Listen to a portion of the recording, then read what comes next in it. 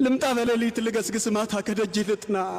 ከዓለም ይልቅ የነገርከኝን አንዳችም ሳይቀር ላድምጥ ጽሞና አንድ ቀን ጠንካራ አገልጋይ ይሆናለሁና አንድ ቀን ጌታዬ